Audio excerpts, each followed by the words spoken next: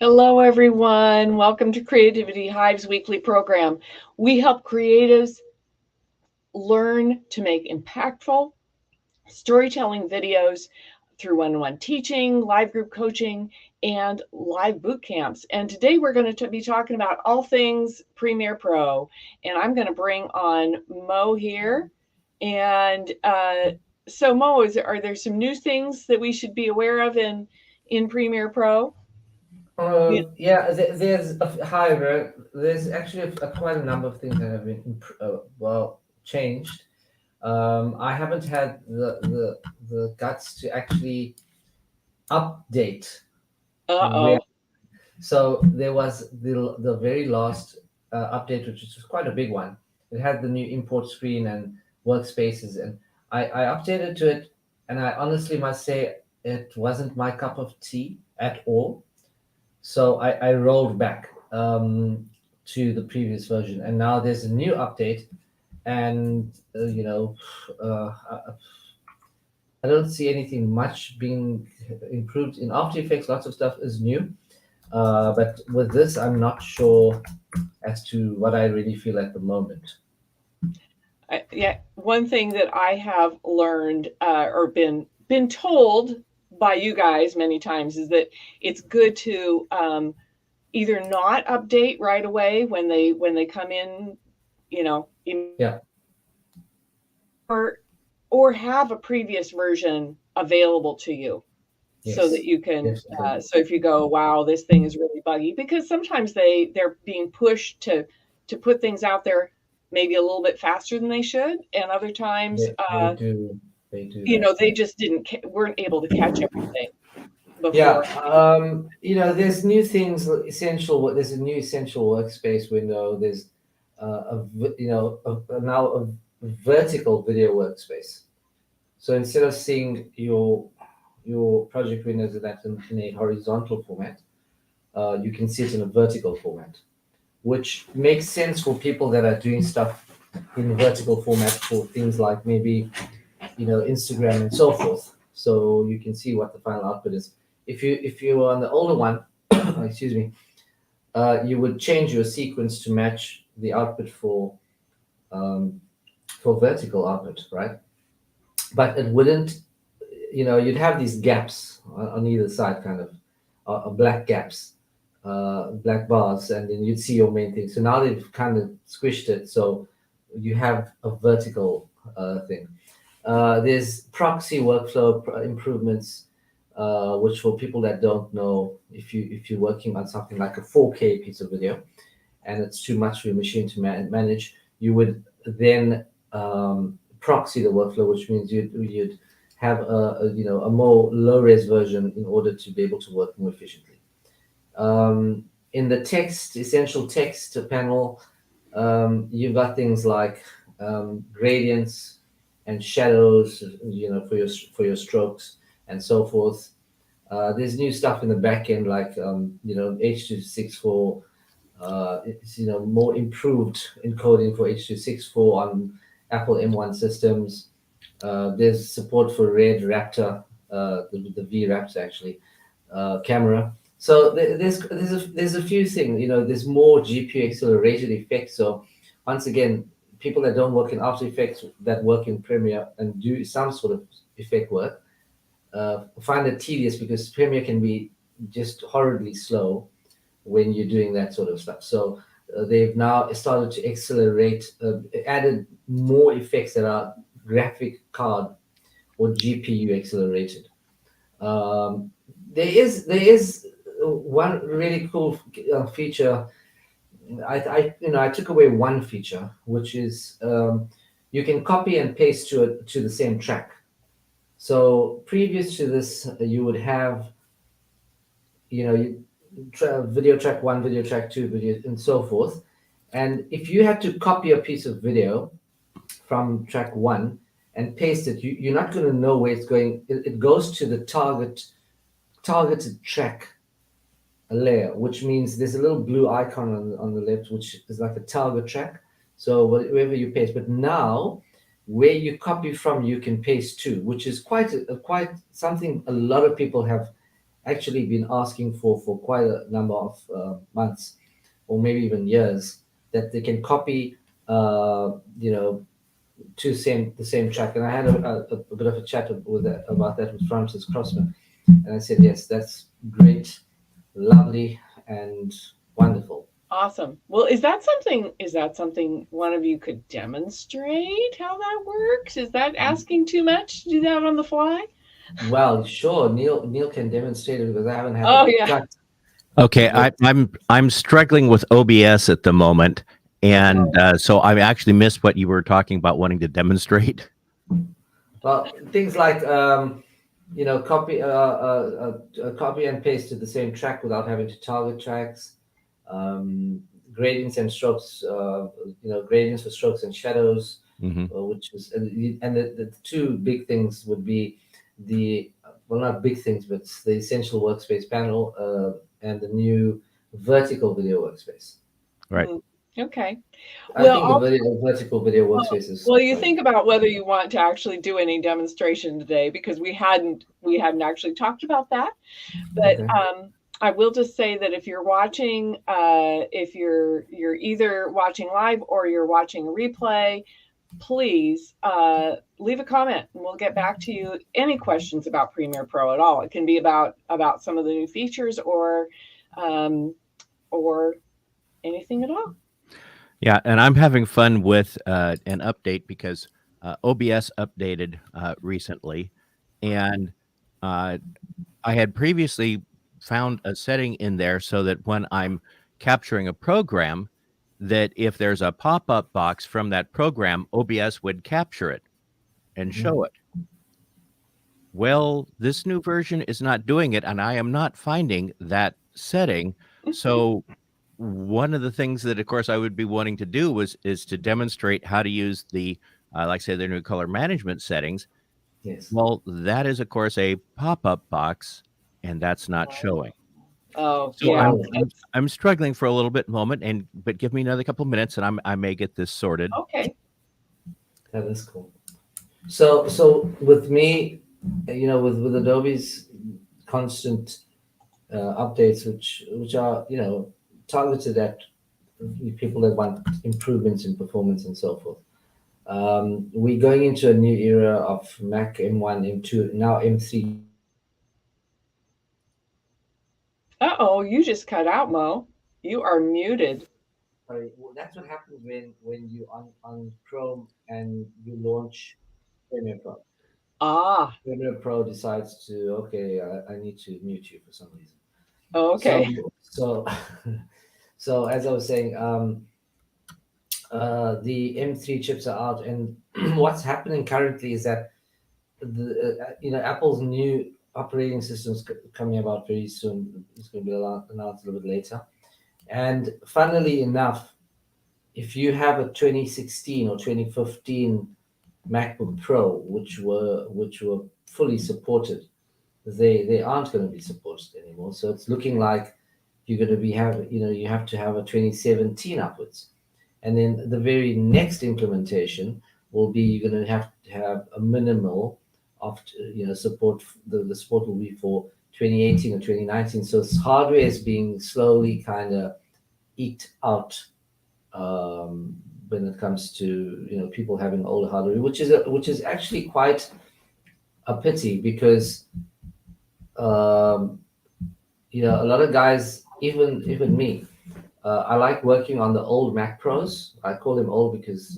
there's a new one out, and the new one is monstrously expensive. It's unless you have a huge award-winning multimedia studio or something, it's not worth it. Um, the problem is that Apple is doing this, and if you look at the Mac Pros that I'm on currently, guys, look at how to work around Apple's roadblocks to stop these machines from using and they're very successful in doing it because these Mac Pros were supposed to stop at High Sierra, right, which was probably 4 operating systems back, and they managed to bring it and sort it out and work out what's wrong and launch the patches for it. and it's working all the way now up to Monterey, which is fantastic, and it works seamlessly. There isn't issues after the guys work their magic with the patches and so forth. The machines show that they're totally, absolutely capable of running these operating systems. There are a few niggles here and there because, with Wi-Fi 6 about to, well, not about to, well, it's out there, but Wi-Fi 6 is super, I mean, it's blazingly fast, right? If you don't know what Wi-Fi 6 is, we were on Wi-Fi 5 or 5G, right? So now we're on 6. With Wi-Fi 6, you're looking at LAN speeds wirelessly. So you are really flying. I mean, it's insane. But the Apple products that are only compatible with that are from iPhone 11 upwards, the iPad Pro, and I think, if I'm not mistaken, maybe one of the iMacs, and that's about it. So we've been kind of forced to kind of just buy new stuff, and that new stuff is not cheap by any standards. Right. I mean, it's so monstrously expensive to buy these things. So it's actually quite saddening because the guys that want to be post production artists or a visual or just work in the media industry, and they either students or they have been working for a while, and they just maybe can't afford to buy these sorts of things, are being bottlenecked, and their creativity is being bottlenecked because they spend hours trying to get a machine to work. And you got to know your stuff to make these machines work. So which leads me to back to where we were with Premiere Pro and Adobe. Like most software vendors, you're going to need, in order to run something new, right? The new versions, you need the new operating system. There's no possible way you can run the new versions of it, and it will tell you you cannot update it to any sort of new version unless you on a new operating system. Mm. So they're doing away with the Really? versions prior. You Yeah. know, you remember CS6 was there, and funnily enough, I had a guy the other day call me, and he's working on, I think, Quark, right? He runs a newspaper kind of Uh-oh. You just muted again, Mo. Premiere opened up, so Okay. so what happens is that the guy said to me, "Look, I need InDesign, but my Quark or something like this said to me, files are not compatible. PageMaker, I'm sorry, PageMaker only open up in CS6 InDesign. They don't open up in any version, after that." So I said to him, um, "Okay, so get CS6. You can get one of these versions." And funnily enough, instead of Adobe giving it away, it's years, it's a decade old almost, right? They charging you more for CS6 than they are for your current CC, almost twice as much.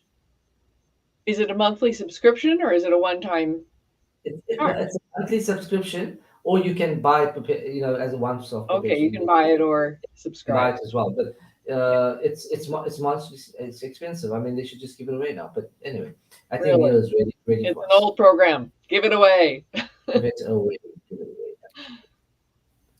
Yeah. Neil, I think you are ready. Yes.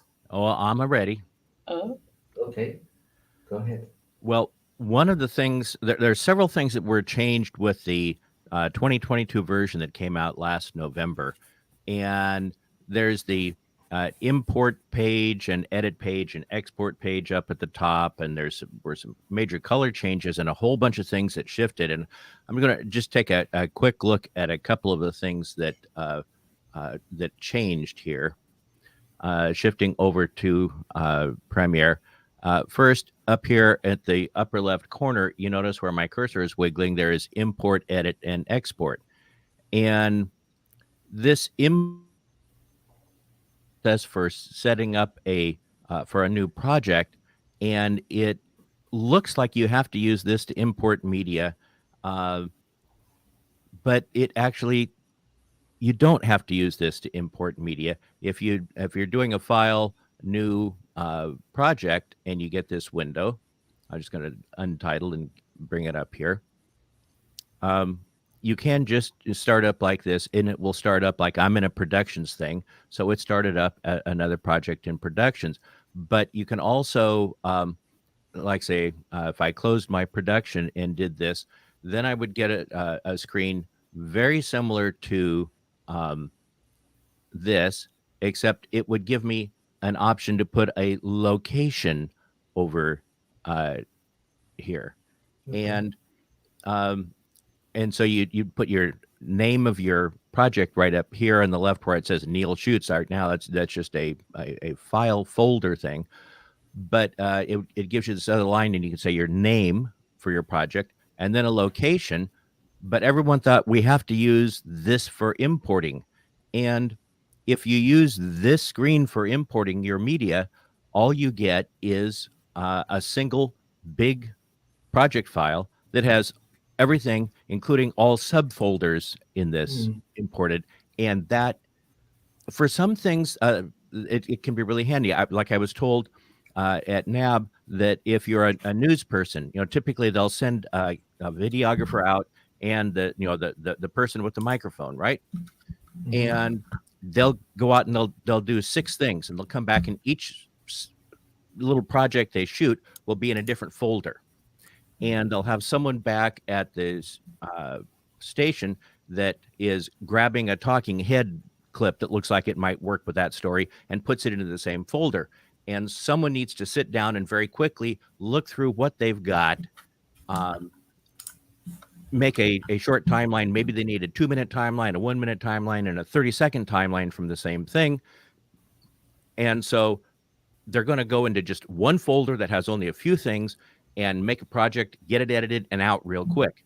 Well, this screen works actually very well for that process.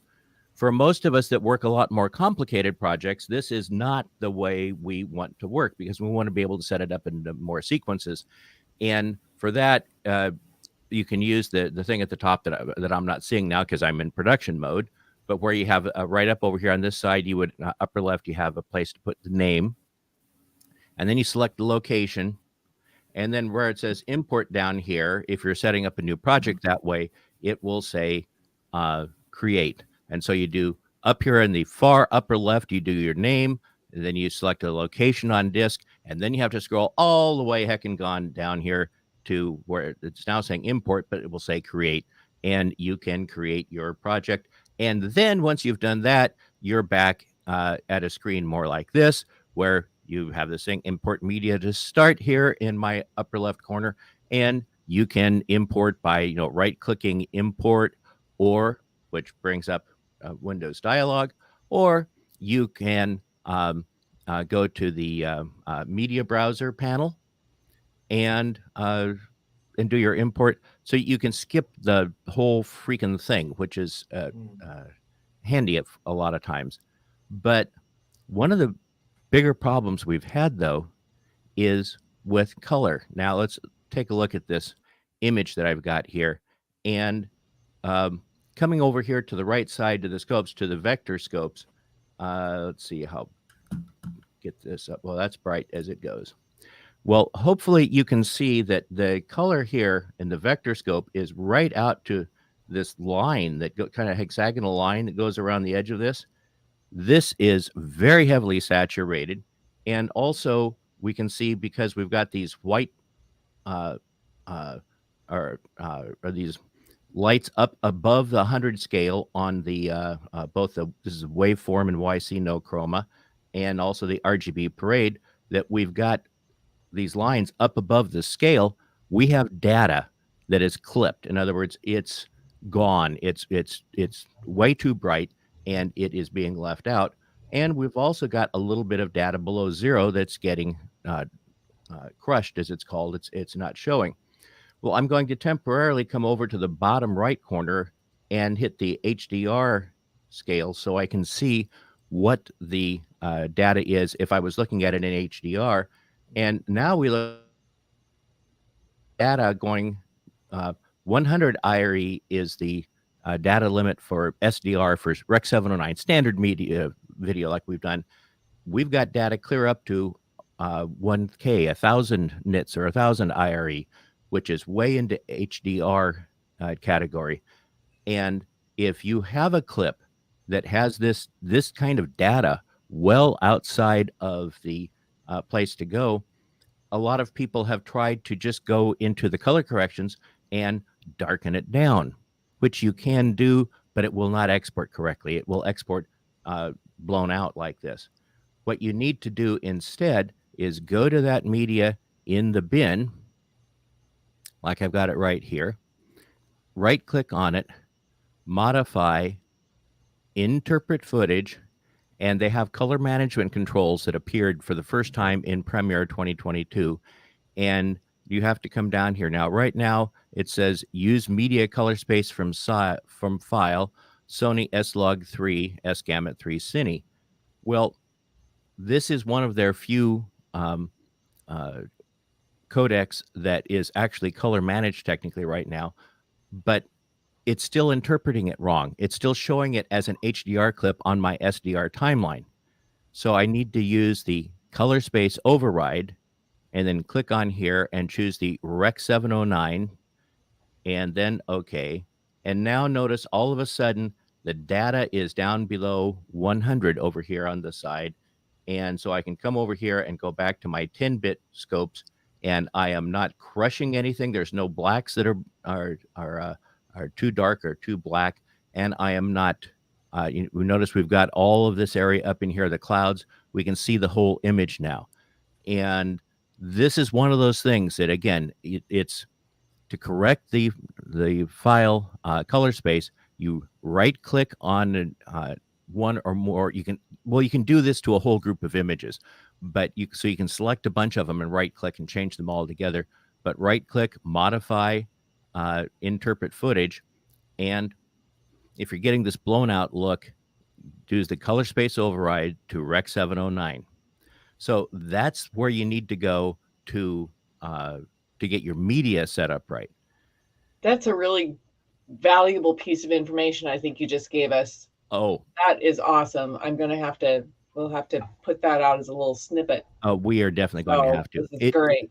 That has been a huge hassle, and I am still. It's 7 months this thing's been out, and I am still fixing this for people almost every day. Where someone comes onto the forum saying I'm having this trouble, and one of the reasons that behind it, I think, is something that Kevin Shaw is a noted colorist and teacher at fxphd.com and with Warren Eagles and their CSI Colorist Society International and all their live training and online training. And in one of his HDR training pieces, Kevin noted that some SDR, standard dynamic range or Rec 709 media is log encoded. Like this clip here, this MX clip off of a Sony camera, because you get some of the RE RAW or RE Sony, Canon, Panny, some of the others where you get log encoded clips. Well, some log encoded media is intended to be SDR Rec 709 on a standard timeline. All HDR media is log encoded. And when I remembered that phrase, I went, oh, this is what Premiere is doing. It's looking at most log media and treating it as if it's HLG, which stands for hybrid log gamma. It's one of the two forms of HDR media that Premiere works with. And no matter what else is going on, if you're getting the blown out look on a clip in Premiere, especially if it's a log clip, you need to go and set the override to Rec 709. And I've had people say, but my clip is 709. Yeah. Fine, whatever. Just go set the override to Rec 709 and, well, that fixed it. Why? Well, because it's the way it's interpreting it now. They completely rebuilt the color system for Premiere in the 2022 system. And I can't emphasize that enough. It caught even me by surprise, and I was working heavily with their public beta for the last couple of months before it came out. I did not understand the depth and totality of the changes that were made. Default behaviors, everything changed. And so Is this a good change? Or is it what do you feel? Yeah, they that's a were good question. Is this good or bad, or they were is changes it different?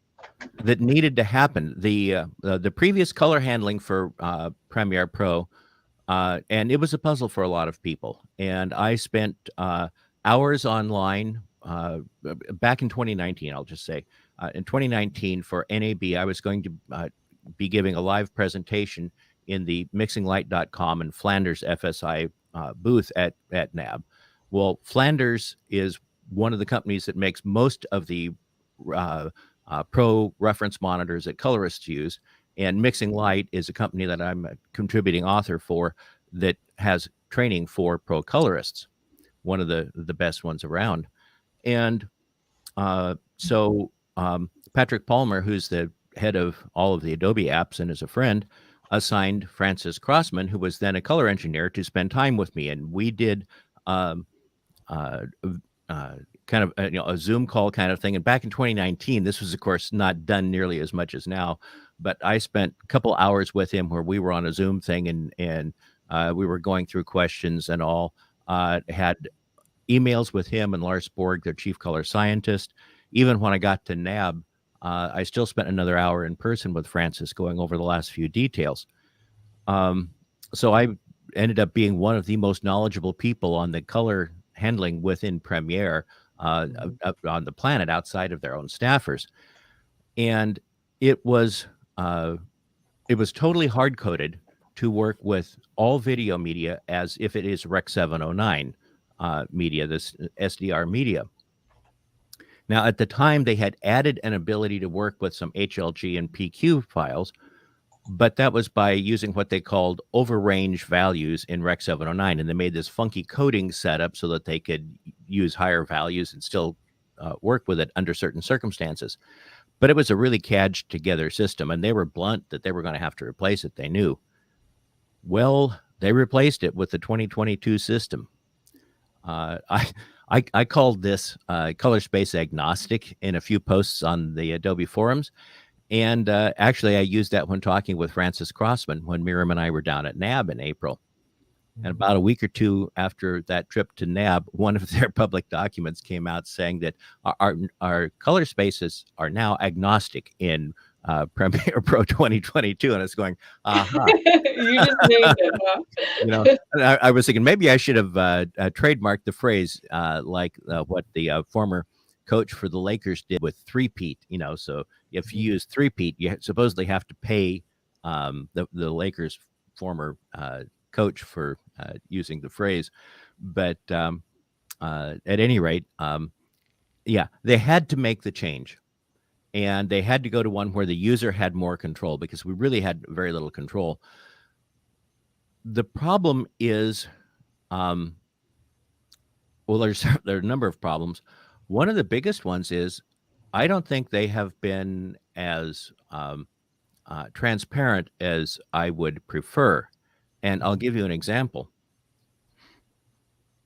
I've talked with a number of their staffers enough over the years that I know if I'm asking something or if I say, I think this is working like that, if I'm wrong, they have no problem just looking at me and right in the eye and saying, no, you're wrong about that. This is what it does. But there are times that they have limitations on what they can say about something. And so you ask about something and you get the stare.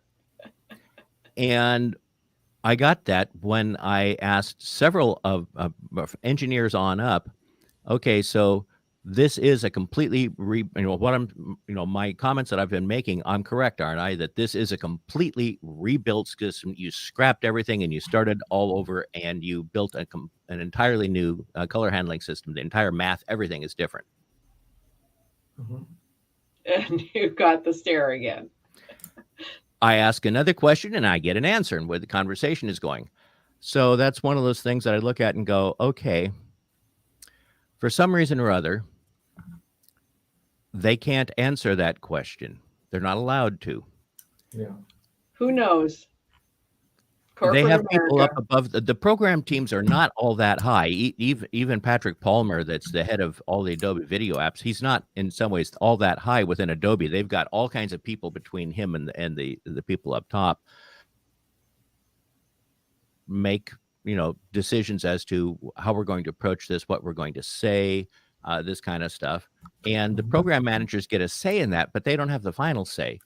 And I think this is one of those situations where someone up top decided that maybe this would confuse people, because it's one of the things that I've noted with a lot of Adobe stuff is their upper staffers are always worried about confusing people.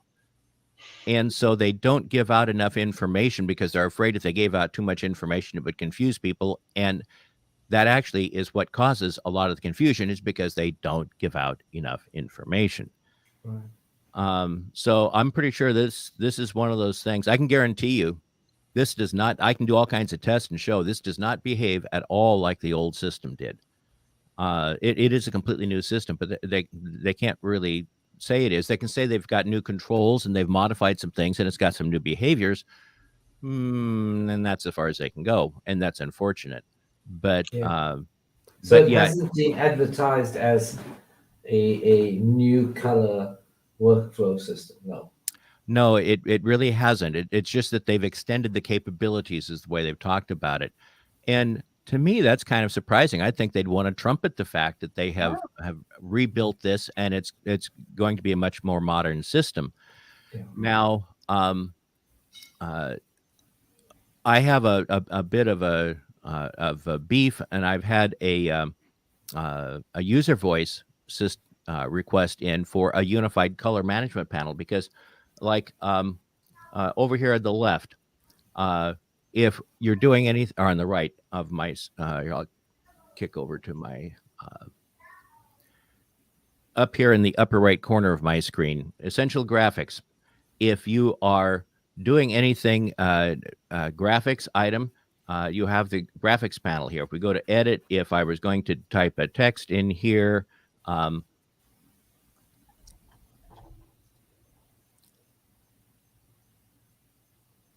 now I have this, my text appears up in here. I can come down and I can control in the essential graphics panel over here to the right. I can control the font, the sizing of the whole thing, appearance, stroke, all that kind of stuff. This is essential graphics. Okay. Yeah. Essential sound, I can grab, hit the clip, and I can assign a dialogue, music, or whatnot. And I can, and once I've done that, say I put this as ambience, and then I get a bunch of options, and I can come in and start changing things. I've said that they need to give us an essential color management panel, because right now, okay, for clip color management, that's again right click, modify, interpret footage. Okay. But to set the timeline or the working color space, that you have to have your timeline highlighted here, selected in blue, and go to sequence settings. And then Okay. right here, you set the working color space. You have the three choices of 709, HLG, or PQ. Now that sets the timeline down here, your working space for the clips, and what the monitor is expecting to see. But of Yeah. course, you also have the scopes here, and the scopes, you have to come over to the scopes themselves, and uh, and when you look around, you go, well, gee, I don't see anything here to select this to go to HDR in the scopes. Is there anything there? Mm.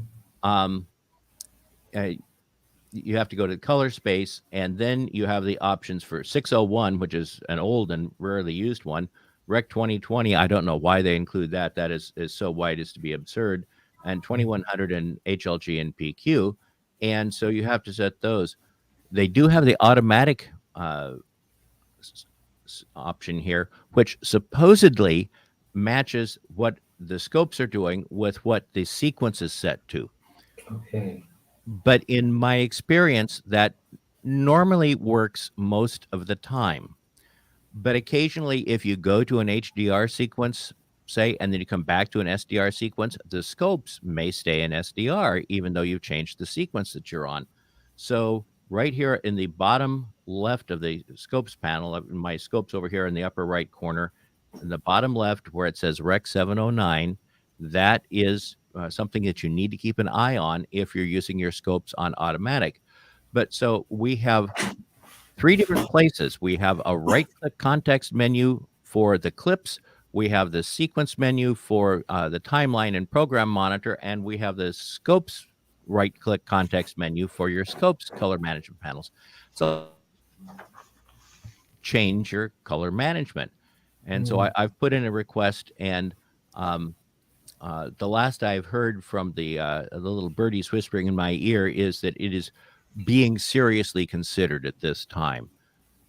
But they've not done anything with it in uh, uh, the public beta, and Yeah. it's one of those things that uh, being seriously considered at this time doesn't mean it's necessarily going to make it in at any one point. So, but So what your proposition would be the color space panel or the essential color panel would manage all of these three areas in one area, right? Which makes it, so much more sense. yes, and Yeah. especially being as they have said, they're going to have more controls. There will be more settings for default behaviors. There will be more settings for various other things that will come in. Uh, if For anybody that has familiarity with even a little bit After Effects, you have there's some more controls in After Effects than we've had in Premiere. But if you go to something like Resolve, you've got a ton of controls for input transforms for your media, to your working transforms for your timeline, to a display transform separate from your timeline transform, export transforms, all this kind of stuff. We're going to be getting some more of that in Premiere. They haven't said what we're going to be getting, but we will be getting some more of those. And uh, you really need a place at any one time in order to check this and, excuse me, do so in a quick period of time. You need Yeah. one place, like going to the essential graphics, where you can click on the graphics, and I can come up here, click on that, and I can see all of my text properties for that in one place. And the same thing with the essential sound. We need Yeah. that. Yes, essential color. And um, but it is being seriously considered. Well, yeah, we need it, along with we need some other changes. um, there are a couple other things that are a little frustrating about this at the current time, and one of them is that it's inconsistent, because I've done a lot of testing of media for people where they have a clip that's, whether it's a Panny or Sony or whatever clip, and they can't sort out, they can't even apply what I'm talking about and get it to work properly on their system. And they send it to me, and on my system, I just right click and bang, it's working just fine. It's working, yeah. Yeah. And it's not on theirs. And I've had a couple where people are saying these, where it sent me 4 clips saying that uh, 3 of these 4 work fine on mine. The other one, they're from the same camera, the same shoot. Um, Here's 4 clips. 3 of them work fine on mine. This other one doesn't. And so they send it to me, and well, the one that doesn't work fine on theirs works fine on mine, and a couple of the other ones that work fine on theirs work fine on mine, but one of the ones that works on their machine doesn't work on my machine. Yeah. I mean, so it's inconsistent. It's consistently inconsistent, I guess you could say, and that's problematic. Um, and I've also found that there's a couple times where you can get. There's one form of the uh, from one of the DJI drones that is apparently not as heavily used now. And of course, drones, I understand, tend to have uh, a rather short life. So there's not a lot of people using 5-year-old drones, shall we say. Both for the quality is getting better, and also the drones tend to What, crash? yeah. That all the time or get lost. Yeah, Wonderful too. and it's Yeah. what the people that have drones say you have good insurance on your Yeah. drones. You always carry Buy the insurance. extended warranty. Yes, and but there's apparently a couple, one or two of the older DJI drones that I've had people send media to me, and um, you it's blown out like what this one was when I first brought it up here, when this area was white and the scopes were showing the stuff blown out. Right. And I right click on it, go to the modify interpret footage uh, down here at the bottom, and this entire area was grayed out. Oh dear. Not a single control was available here. Well, at that point, um, in the vernacular, you're screwed, Mm. because if they just used the Lumetri color controls to bring the clip back into uh, uh, visible capability on the screen, by dropping exposure a lot and everything, when Mhm. they exported, it was still blown out. And the only way to be able to use that clip in Premiere at this time would be to transcode it in something else. I don't know. For one of them, they said they just took it into Handbrake Yeah. and just made took it to the old, so that the compression on it to make a new file was set at placebo. So it would basically just, kind of one-to-one copy, Mhm. and ran it through Handbrake and then brought it into Premiere, and it was fine. But there are some clips that, not that many, but there are some where you can't work with them in Premiere at this time, and that, of course, has to change. So that is one of the issues. And now the other thing is, if you notice up here in the upper left corner, I'll cut over to my screen. You've got the import and then the edit, which is the main working page I'm on now, and Mhm. then export. And export takes you over to this screen, which is very different. It used to, we would Yeah. just get a dialogue that was about the width of the video screen over here to the right, with a lot of stuff, and you could just scroll down and get everything. Well, Yeah. they've got this new screen where you set what you want over here to the far left, like a media file, a YouTube file, a Vimeo, these various things, if we really need to do that. And then, of course, you set a file name and a location. If you click on the blue line here, then you get a screen where you can set your location for the file, and then a preset. Well, okay, people are looking at this and going, so where's all my options? Well, you have to click the twirl down here to get video, but then they're looking at it and going, but I had a lot of other options before. Where are they? Mm. Oh, you Mm. click more down here again, and then you get more options. And so they're going, well, I could just scroll to these before. I didn't have to click and click and click. Yeah. And this has driven a lot of people nuts. And Neil, can you do me a favor? Can you Mhm. scroll down to where the settings? Are you using your middle mouse wheel? uh, yeah, I'm just using the scroll on my mouse. Okay. So one of the reasons, from my understanding, is that on the older version, when you got to this point where you were in the additional video settings like maximum or minimum bit rate, etc., and you try to scroll with your middle mouse button, instead of scrolling, if you reached a certain point, it would start to change the values of certain items. Oh yes, that Yeah. Remember happened. that? Yeah, That happened on some on some MacBook Pros. That was yeah, a yeah. real problem. And maybe there was something in the code that couldn't be managed, so they put the more button. And You know, while you're talking to me about this, while you're talking to us about the export and the import pages, Miriam, this is the predominant reason that I have not upgraded. I cannot stand those two pages. Uh, and a lot of people on the forums, there's a lengthy discussion which Neil was also involved in, mhm. and they said, well, when you go to the import menu as an example, what happens is you used to the way you used to work, and seeing this new format in front of you actually breaks your creativity.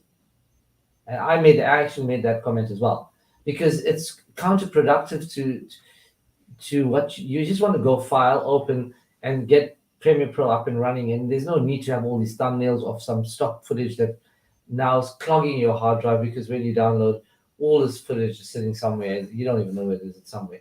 And I personally, I've asked Francis as well, what is the thinking behind this import screen? I cannot get an answer that I feel would be acceptable for editors that have been around for a long time. Or for me, the reason is they want to, the target market is a little bit different and it's changing. Where you got the kind of Final Cut Pro type of interface, which not many people like anyway, and it's driving a lot of people are moving away from cutting in Premiere Pro, including myself, because I never thought I'd cut in Resolve, not in a billion years, because I just didn't think it was ready, right? But version 18 it's doing pretty well, and I forced myself in order to actually to go and cut in the Resolve. So that's a little Okay. yeah. So um, there's so many problems, like Neil showed us now. Interpret footage and color. um if you want to interpret your footage and change your frame rate from 24 to 25, I understand that, but I would never have known that anything to do with color was in interpret footage, audio and Mo, video. Mo, Yeah, I of course was talking about this with some of the engineers, yeah, and they were just all looking at me like, well, I said, why did you put the color management in modify interpret footage? And they kind of looked yeah. at me like, well, that's the obvious place anyone would look for it. Oh my gosh, And that's the that's difference not the between obvious place. No. engineers And and most users, and users is absolutely, yeah, for there's something about it that it makes a logical sense to them from an organizational structure, but it doesn't make sense from a working structure. Now, as to the file import, I've heard a lot of people say that they think this just has to be for YouTubers who don't make money. It's not in professional people. yeah. Actually, one of the biggest uses of that is in professional news editing. Okay. Because like the case example I said, because there you have an editor who's been doing this for 20 years. I mean, the guy is professional and he's fast. Hmm. And he Hmm. comes in, he sits down, and he has 8 to 15 different projects, and he's got to have them all done in like 3 hours or so. Yeah. And they have to be handled as discrete different projects with their own file system. And this works beautifully for that need. Hmm. Hmm. It also works well if you're, say, working in a corporate environment and they're having you put out all kinds of socials. And so every day you need to put out 2 or 3 socials. You need to put out a TikTok. You need to put out of this. You need to put out of that. And they have people that curate, that give you specific things they want in these things. And so you come in and you have one file to open up that will have Yeah. all the media for that project. And Yeah. you have a few minutes to pick some things and put your project together. So what you saying? Um, what you're kind of saying is the Premiere Pro has somebody that works with Adobe decided to use DaVinci Resolve and understand what databases do.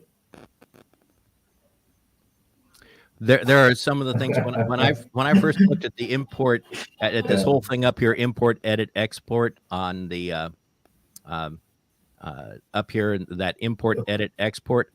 First thing yes. that popped into my head was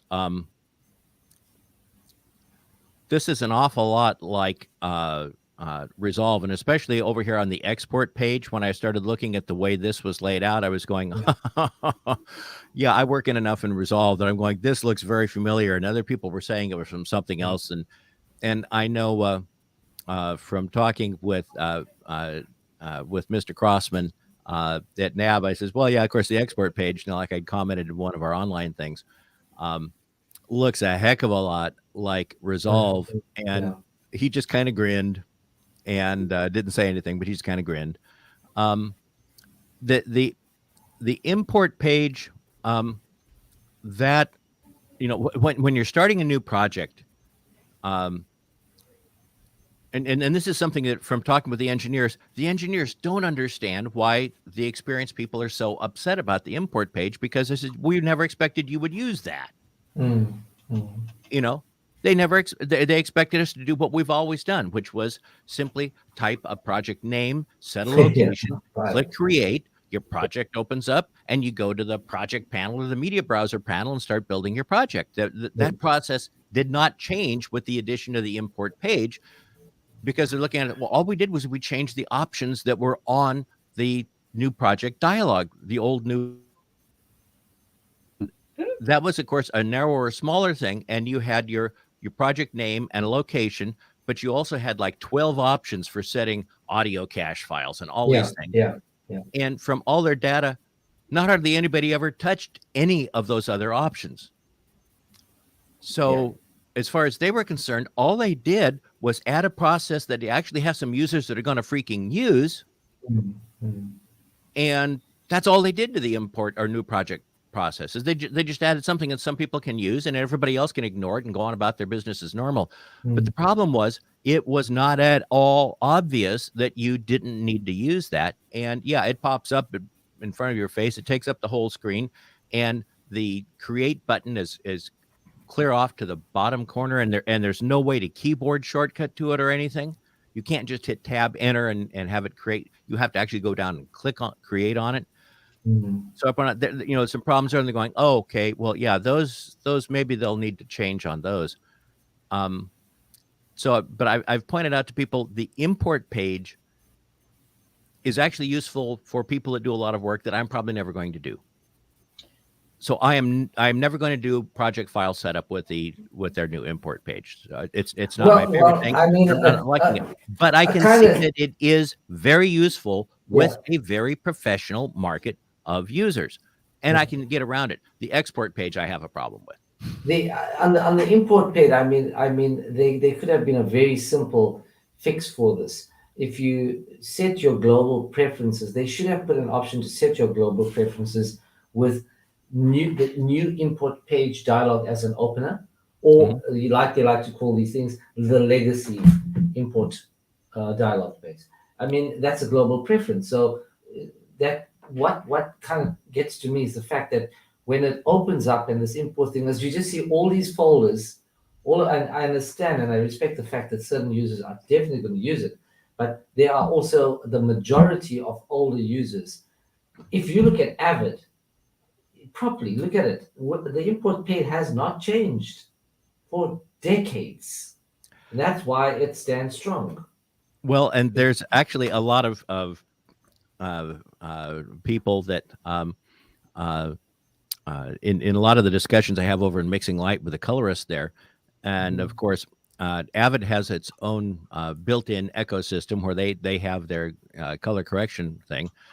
Well, yeah, but Resolve is a lot more capable in many ways, and so an awful lot of shows that are cut in Avid uh, are then sent out to Resolve for color, and the colorists are talking to the fact that a lot of Avid shops are actually looking at switching over to Resolve or Premiere, for the simple reason that there's a lot of things about cutting in Avid that are kind of ancient.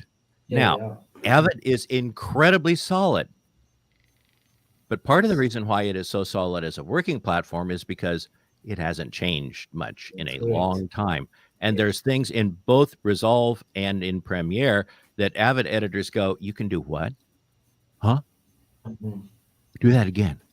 Yeah. And and so Avid is actually starting to change a little bit, but there's a number of Avid people that have switched over to Resolve, and even a few that have gone to Premiere.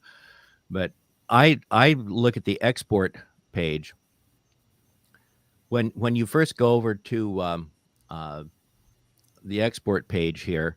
you get and you look at this preset list. It's not like this. They give you their standard preset list, which is 95 things long, and none of them I would ever use.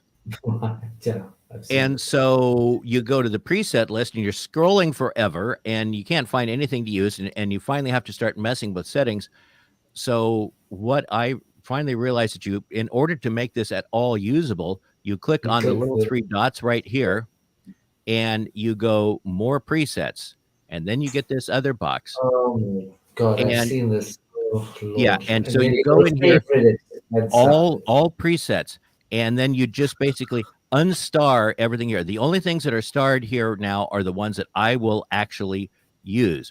And basically I unstarred everything that was starred, and then I went through and there's a few of them that I was actually would use, and I starred those, and then I created a bunch of others, because you can do your custom presets, and I created these, including hot test and Neil action weird let. But